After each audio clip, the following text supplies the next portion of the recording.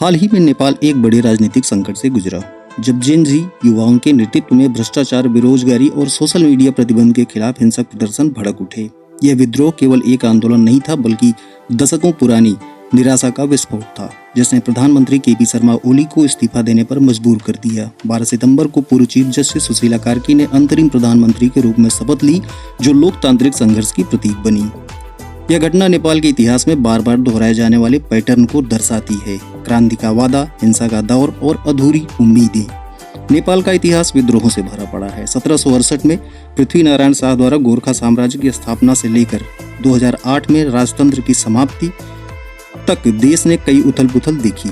1996 से 2006 तक का माओवादी विद्रोह, जिसमें 17,000 से अधिक लोगों की मौत होती है, उसने राजशाही को हिला कर रख दिया, लेकिन उसके बाद भी स्थिरता बनी हुई है। 2008 से अब तक 17 वर्षों में 14 सरकारें बदली, जो असफलता का प्रमाण है। हम देखते हैं तो पहले ही इस तरह की स्थितियां श्रीलंका में उत्पन्न होती हैं, मालदीव में भी पहले हो चुका है, अभी कुछ महीने पहले ही बांग्लादेश में भी ये पैटर्न देखा गया और अब नेपाल में हो रहा है। तो देखा जाए तो अपने पड़ोस में स्थितियां संतोषजनक नहीं है। ऐसे में हम इन प्रदर्शनों की समीक्षा करेंगे और भारत पे इसमें पड़ने वाले प्रभावों की भी समीक्षा करेंगे। नेपाल का विद्रोह या बड़े पैमाने पर विरोध प्रदर्शन, जिन्हें जेट प्रोटेस्ट कहा जा रहा है, मुख्य रूप से युवाओं द्वारा आयोजित था। यह नेपाल के इतिहास में दशकों बाद सबसे हिंसक अशांति है, जिसमें 10 सितंबर तक कम से कम 20 से 30 लोगों की मौत होती है, 400 से अधिक घायल हुए और संसद भवन, सुप्रीम कोर्ट, सिंगादुरबार जो वहां का सरकारी कार्यालय है, तथा कई मंत्रियों के घरों को आग लगा दी जाती है। प्रधानमंत्री केपी शर्मा ओली ने 9 सितंबर को इस्तीफा दे दिया और नेपाली सेना ने काठमांडू में सुरक्षा संभाल ली है। नेपाल में वर्तमान विद्रोह की समीक्षा। नेपाल में सितंबर 2025 में चल रहा वर्तमान विद्रोह मुख्य रूप से युवा पीढ़ी जनरेशन जी द्वारा नेतृत्व किया जा रहा है, जिसे जनरेशन जी प्रोटेस्ट या जेन जी विद्रोह के नाम से जाना जा रहा है। यह विद्रोह 4 सितंबर 2025 को सरकार द्वारा 26 प्रमुख सोशल मीडिया प्लेटफॉर्म जैसे फेसबुक, इंस्टाग्राम, व्हाट्सएप, यूट्यूब और एक्स पर प्रतिबंध लगाने के तुरंत बाद भड़क उठा। सरकारी अधिकारियों ने इसे नियमों का पालन न करने का हवाला दिया, लेकिन इसे असहमति को दबाने का प्रयास माना गया। अभिव्यक्ति की स्वतंत्रता पे इसे एक तरह से प्रतिबंध के रूप में देखा गया। यह घटना आर्थिक असमानता, भ्रष्टाचार, भाई भतीजावाद जिसे नेपो किड्स कहा जा रहा है, और युवा बेरोजगारी जैसी गहरी समस्याओं का परिणाम है। पृष्ठभूमि और कारण देखते हैं। सोशल मीडिया प्रतिबंध ने युवाओं को गुस्सा दिलाया, क्योंकि ये प्लेटफॉर्म उनके लिए न केवल संचार का माध्यम है, बल्कि नौकरी, खोज, समाचार और संगठन का साधन भी है।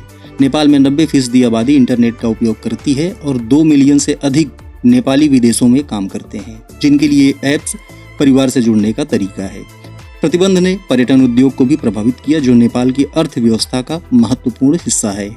भाई भतीजावाद, नेपोटिज्म, इसका मतलब है कि लोग अपने रिश्तेदारों या करीबियों को योग्यता के बजाय रिश्तों के आधार पर अवसर देते हैं। यह समस्या राजनीति, प्रशासन और व्यापार में गहरी जड़ें जमा चुकी है, जिसके कारण योग्य लोग अवसरों से वंचित रहते हैं और भ्रष्टाचार बढ़ता है। इसके विरोध में युवाओं ने इसके खिलाफ सड़कों पर उतरकर बड़े पैमाने पर विरोध प्रदर्शन किए हैं। सोशल मीडिया पर नेपो किड्स कैंपेन वायरल हुआ, जिसमें राजनेताओं और प्रभावशाली लोगों के बच्चों की विलासितापूर्ण जीवन शैली को उजागर किया गया। यह आम जनता की गरीबी के विपरीत था, जिसने गुस्से को और भी ज्यादा भड़का दिया। नेपाल में भाई भतीजावाद की शुरुआत 1951 में प्रजातंत्र की स्थापना के बाद से ही देखी जा सकती है। उस समय से ही राजनीतिक दलों में नेताओं ने अपने परिवार वालों को ऊंची पदों पर नियुक्त करना शुरू किया। 2006 के जन आंदोलन और गणतंत्र की स्थापना के बाद भी यह चलन जारी रहा। प्रमुख दलों जैसे नेपाली कांग्रेस, नेपाल कम्युनिस्ट पार्टी, एमाले और माओवादी सेंटर में नेताओं के बच्चों को आसानी से सांसद, मंत्री या पार्टी के बड़े पद मिलते रहे हैं। गहरे कारण, भ्रष्टाचार और नेपोटिज्म। सोशल मीडिया पर नेपो किड्स कैंपेन वायरल हुआ, जिसमें राजनेताओं के बच्चों के लग्जरी जीवन की तस्वीरें साझा की गईं, जबकि देश में प्रति व्यक्ति आय मात्र $1300 है। युवा बेरोजगारी 20% से अधिक है और जीडीपी का 30% से ज्यादा रेमिटेंस पर निर्भर है। आर्थिक संकट, महंगाई, बेरोजगारी और विकास मॉडल की विफलता ने युवाओं को निराश किया। यह श्रीलंका 2022 और बांग्लादेश 2024 के युवा नेतृत्व वाले विद्रोहों से प्रेरित लगता है। राजनीतिक अस्थिरता। नेपाल की राजनीति गुटबाजी से ग्रस्त है, जहां कोई भी एक पार्टी अकेले सरकार नहीं चला पाती। 2008 में राजशाही के समाप्त होने के बाद से अब तक 13 से अधिक सरकारें बदल चुकी हैं। गुटबाजी और अस्थिर शासन ने जनता, खासकर युवाओं का विश्वास तोड़ा है। नेपाल एक विकासशील अर्थव्यवस्था है जो मुख्य रूप से कृषि, रेमिटेंस, प्रवासी नेपाली मजदूरों द्वारा भेजे गए धन और पर्यटन पर निर्भर है। 20वीं शताब्दी के मध्य तक नेपाल एक अलग थलग पूर्व औद्योगिक समाज था, लेकिन 1951 में आधुनिकीकरण के बाद से यह धीरे धीरे प्रगति कर रहा है। हालांकि राजनीतिक अस्थिरता, भ्रष्टाचार और प्राकृतिक आपदाओं जैसी चुनौतियों के कारण विकास सीमित रहा है। कम उत्पादकता और नौकरियां देखते हैं हम तो 1996 से 2023 में औसत 4.2% विकास दर रही है नेपाल की। दक्षिण एशिया में इसका स्थान 6वां है। 82% कार्यबल अनौपचारिक क्षेत्र में कार्यरत है। गुणवत्ता वाली नौकरियों भी यहाँ बहुत कम है। प्राकृतिक आपदाएं 2024 के बाढ़ और भूस्खलन ने जीडीपी को 1% प्रभावित किया। जलवायु परिवर्तन जोखिम बहुत ही ज्यादा उच्च है वहाँ पे। भ्रष्टाचार और संरचनात्मक मुद्दे भी हैं इसके साथ में। राजनीतिक परिवर्तन, भ्रष्टाचार, खराब सड़कें। एशिया में सबसे खराब सड़कें नेपाल में ही है। विदेशी निवेश भी बहुत कम है, विशेष रूप से जल विद्युत के क्षेत्र में बहुत ही कम निवेश है। पूंजीगत व्यय में देरी है। आयात निर्भरता भी है, बुनियादी सामग्री आयात पर निर्भर है। निर्यात गिरावट लगातार बनी रहती है वहाँ पे। बर्लिन स्थित निगरानी संस्था ट्रांसपेरेंसी इंटरनेशनल के सूचकांक में नेपाल एशिया और दुनिया के सबसे भ्रष्ट देशों में शुमार है। 2024 में जारी इस सूचकांक के अनुसार नेपाल 180 देशों में 107वें स्थान पर था।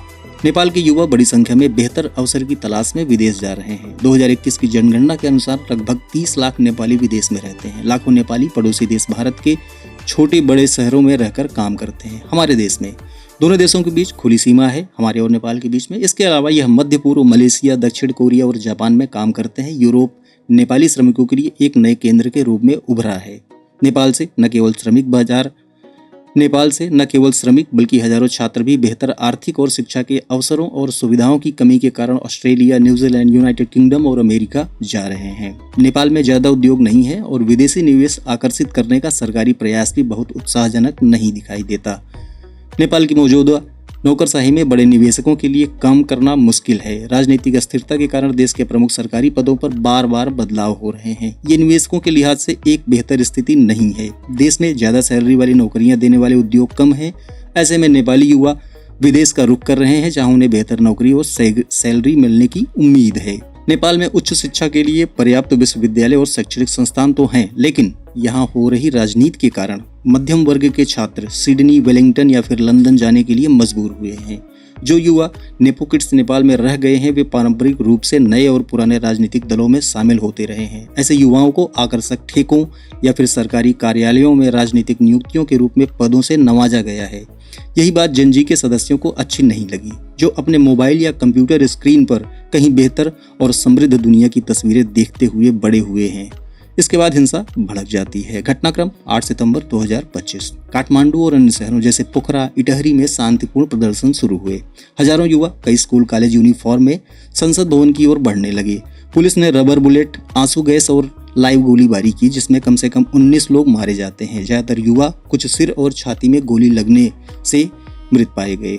इस विरोध प्रदर्शन में जेनजी प्रदर्शनकारियों ने भ्रष्टाचार खत्म करो और सोशल मीडिया नहीं, भ्रष्टाचार पर प्रतिबंध लगाओ लिखे हुए प्ले कार्ड भी दिखाए। 400 से अधिक घायल हुए। अस्पतालों में गोलीबारी के घावों वाले मरीज भरे पड़े थे।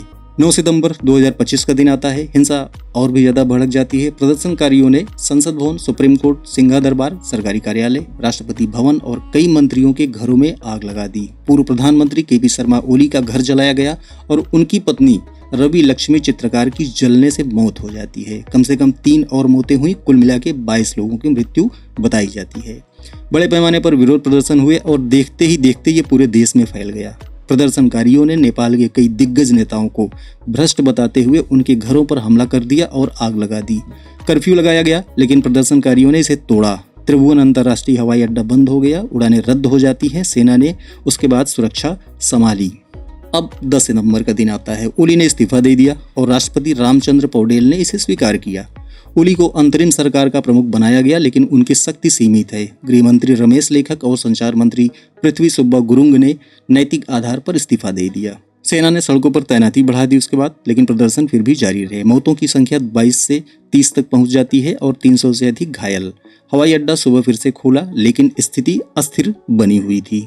सोशल मीडिया पर चर्चा, एक्स जिसे पहले ट्विटर के नाम से जाना था, उस पे #नेपाल प्रोटेस्ट और #जेन जी अपराइजिंग ट्रेंडिंग करने लगा। युवा इसे क्रांति बता रहे हैं, लेकिन कुछ इसे हाईजैक मानते हैं। जहां राजतंत्रवादी या दक्षिणपंथी तत्व फायदा उठा सकते हैं। क्या यह सकारात्मक परिवर्तन लाएगा? अब हम इस मुद्दे पे चलेंगे। यह विद्रोह नेपाल के नाजुक लोकतंत्र की कमजोरी को उजागर करता है।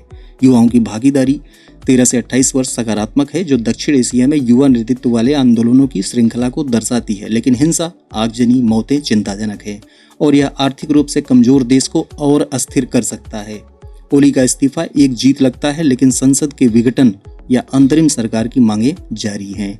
यदि संवाद न हुआ तो यह माओवादी विद्रोह 1996 से 2006 तक जो चला था, उसके जैसी लंबी अस्थिरता में बदल सकता है। नेपाल को भ्रष्टाचार रोधी सुधारों और युवा रोजगार पर ध्यान देना चाहिए, अन्यथा यह गहरी राज्य या बाहरी हस्तक्षेप के सिद्धांतों को जन्म दे सकता है। कुल मिलाकर यह युवा शक्ति का प्रतीक है, लेकिन शांतिपूर्ण समाधान की जरूरत है।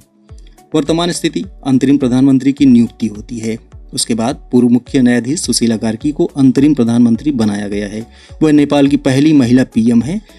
भारत के प्रधानमंत्री नरेंद्र मोदी ने उन्हें बधाई दी है और उन्हें भारत के हितों से जुड़ी माना जा रहा है। CNN न्यूज 18 को दिए एक इंटरव्यू में सुशीला कार्की ने कई बातें कही थी। इंटरव्यू की शुरुआत में उनसे नेपाल की मौजूदा स्थिति पर नजरिया पूछा गया। इस पर उन्होंने कहा, जेनजी समूह ने नेपाल में आंदोलन शुरू किया। उन्होंने मुझसे कहा कि उन्हें मुझ पर विश्वास है और मैं एक छोटे समय के लिए सरकार चला सकती हूं ताकि चुनाव कराए जा सकें। उन्होंने मुझसे अनुरोध किया और मैंने स्वीकार किया।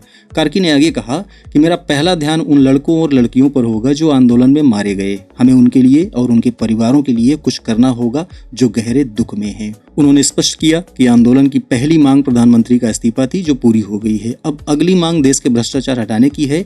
उनके शब्दों में, बाकी मांगे तभी पूरी हो सकती हैं जब सरकार बनेगी। चुनाव की घोषणा होती है। उसके बाद मार्च 2026 में नए विधायी चुनाव होंगे।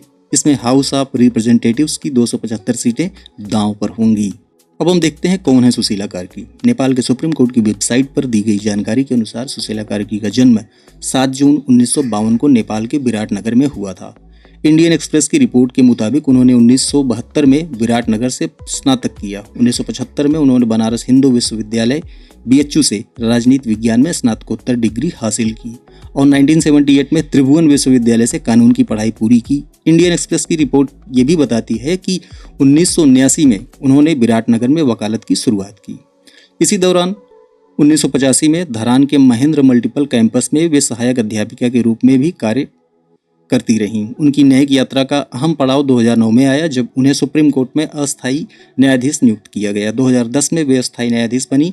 2016 में कुछ समय के लिए वे कार्यवाहक मुख्य न्यायाधीश रहीं और 11 जुलाई 2016 से 6 जून 2017 तक नेपाल की पहली महिला मुख्य न्यायाधीश के रूप में पद संभाला। सुशीला कार्की के सख्त रवैये के कारण उन्हें विरोध का सामना भी कई बार करना पड़ा है।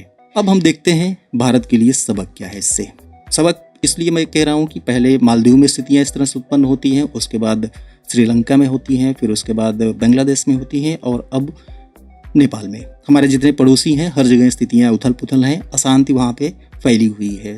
तो ऐसी स्थितियों के लिए हम यहाँ सबक शब्द इस्तेमाल कर रहे हैं कि हम क्या सीख सकते हैं इन स्थितियों से, हम अपने पड़ोसियों से क्या सीख सकते हैं। पहला, युवा असंतोष का प्रबंधन। भारत में भी युवा बेरोजगारी, शिक्षा संकट और अवसरों की कमी गंभीर समस्याएं हैं। सामना मतलब जो महाराष्ट्र में शिवसेना का जो मुखपत्र है सामना, उसके संपादकीय में चेतावनी दी गई कि भारत में 80 करोड़ लोग सरकारी राशन पर निर्भर हैं और नौकरियों को विनाश हुआ है। यदि युवाओं की समस्याओं को नज़रअंदाज किया गया तो समान विस्फोट हो सकते हैं। डिजिटल अधिकारों का संरक्षण। नेपाल में सोशल मीडिया प्रतिबंध ने दिखाया कि आज के युग में डिजिटल स्वतंत्रता मौलिक अधिकार है। भारत को अभिव्यक्ति की स्वतंत्रता और इंटरनेट अधिकारों को मजबूत करना होगा। हालांकि अभिव्यक्ति की स्वतंत्रता जितनी महत्वपूर्ण है, उतना ही महत्वपूर्ण यह भी है कि अबाध अभिव्यक्ति की स्वतंत्रता नहीं होनी चाहिए। अबाध अभिव्यक्ति की स्वतंत्रता अक्सर ही देखा गया है कि इसका भी प्रभाव घातक रहा है। तो संतुलित अभिव्यक्ति की स्वतंत्रता सबको उपलब्ध होनी ही चाहिए। संस्थागत मजबूती। नेपाल की तुलना में भारत के पास मजबूत संस्थाएं हैं। संघीय व्यवस्था, स्वतंत्र न्यायपालिका, मुक्त मीडिया यद्यपि दबाव में मानी जाती है और लोकतांत्रिक परंपराएं। लेकिन यदि भ्रष्टाचार अनियंत्रित रहा और धर्म जाति की राजनीति बढ़ती रही तो स्थिति बिगड़ सकती है। पारदर्शिता और जवाबदेही। नेपाल में राजनेताओं की बेजवाबदेही ने संकट को जन्म दिया। भारतीय नेताओं को अधिक पारदर्शी और जनता के प्रति उत्तरदायी बनना चाहिए। क्या यह भारत के लिए अलार्म है? वर्तमान में भारत में नेपाल जैसी परिस्थितियां तुरंत नहीं दिखती हैं। भारत के पास मजबूत संघीय ढांचा है, जीवंत नागरिक समाज है और लोकतांत्रिक संस्थाएं हैं जो नेपाल में नहीं थीं।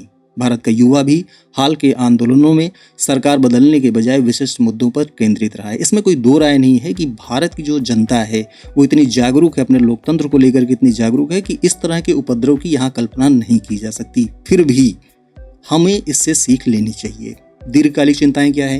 हालांकि यदि निम्नलिखित समस्याएं बनी रहीं तो स्थिति गंभीर हो सकती है। समस्याएं क्या है? युवा बेरोजगारी में वृद्धि, भ्रष्टाचार की बढ़ती समस्या, धार्मिक और जातीय ध्रुवीकरण, अभिव्यक्ति की स्वतंत्रता पर दबाव, सामाजिक असमानता में वृद्धि। सुरक्षा निहितार्थ, नेपाल की अस्थिरता भारत के लिए तत्काल सुरक्षा चुनौती है। 1770 किलोमीटर का खुली सीमा, आईएसआई की घुसपैठ की संभावना और चीनी प्रभाव का बढ़ना गंभीर चिंताएं हैं। बांग्लादेश और श्रीलंका के बाद नेपाल में भी अस्थिरता से भारत का पड़ोसी घेरा कमजोर हो रहा है। क्षेत्रीय पैटर्न और भविष्य की चुनौतियां, दक्षिण एशियाई स्प्रिंग, श्रीलंका 2022, बांग्लादेश 2024 और अब नेपाल 2025 में युवा नेतृत्व वाले विद्रोहों ने सरकारें गिराई हैं। यह एक नया पैटर्न है जहां युवा डिजिटल प्लेटफॉर्म का उपयोग करके तेजी से संगठित हो रहे हैं। भू राजनीतिक प्रभाव, नेपाल संकट में चीन और अमेरिका दोनों के हित शामिल हैं। भारत को अपनी पड़ोसी नीति में सक्रिय भूमिका निभानी होगी। प्रधानमंत्री मोदी ने नेपाल नीति में रिसेट का संकेत दिया है और युवा नेतृत्व के साथ जुड़ाव की बात कही है। अब हम निष्कर्ष देखते हैं। नेपाल का विद्रोह भारत के लिए एक गंभीर चेतावनी है। यदि लोकतांत्रिक संस्थाओं की मजबूती, युवाओं की चिंताओं का समाधान, भ्रष्टाचार पर नियंत्रण और सामाजिक न्याय सुनिश्चित करने में देरी हुई तो भारत की भी समान संकट का सामना कर सकता है। समय रहते सुधार आवश्यक है ताकि लोकतंत्र की जड़ें मजबूत रहें और युवा शक्ति रचनात्मक दिशा में चैनलाइज हो सके। ये बहुत जरूरी है कि हमारी युवा शक्ति रचनात्मक दिशा में कार्य करे। अन्यथा जिस तरह से उनको बरगलाया जा रहा है, बहकाया जा रहा है, वो अपने ही देश के जो हमवतन लोग हैं उनसे विचारों में इस तरह से भिन्नता है कि बस उनसे ही डिबेट करके उनसे वो जीतना चाहते हैं। इसको ही अपने जीवन का परम उद्देश्य मान बैठे हैं। वो माइंड वास्ट कर दिया गया है कुछ लोगों को। ईश्वर करें चीज़ें सही दिशा में चलें और अपनी शक्ति का इस्तेमाल हम रचनात्मक कार्यों में कर सकें। नेपाल की घटनाओं ने दिखाया है कि आज के डिजिटल युग में युवा असंतोष कितनी तेजी से राष्ट्रीय संकट में बदल सकता है। भारत को इस सबक से सीखना चाहिए और अपनी लोकतांत्रिक व्यवस्था को और मजबूत बनाना चाहिए। तो आज का ये वीडियो रहा। नेपाल से संबंधित जो हमारी चिंताएं थी हमने उसको जाहिर किया और परिस्थितियां किस तरह की जन्म ले सकती हैं हमने उस पर भी बात की और इसका प्रभाव क्या रहा हम उस पर भी हमने चर्चा की। किन वो कारण कौन से रहे जिन कारण से ये स्थितियां वहाँ उत्पन्न होती हैं नेपाल में, उसकी भी हमने परिचर्चा की और उसके संभावित जो भारत पे प्रभाव पड़ सकते हैं हमने उसके बारे में भी शॉर्ट रूप में उसकी चर्चा की है। आई होप कि आप सबको अच्छा लगा होगा। अच्छा लगा हो तो सब्सक्राइब कीजिएगा, like and share. Thanks for watching. Thank you. Thanks a lot.